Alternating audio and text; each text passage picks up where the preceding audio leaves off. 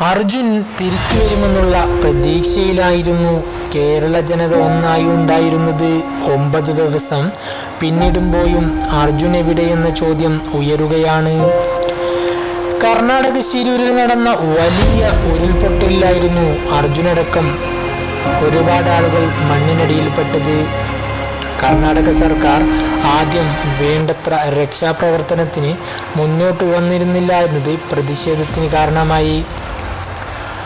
പിന്നീട് കേരളത്തിലെ മുഖ്യധാര വാർത്താ ചാനലുകൾ അവിടെ എത്തുകയും കൂടുതൽ ചർച്ചാ വിഷയമാക്കുകയും ചെയ്തു.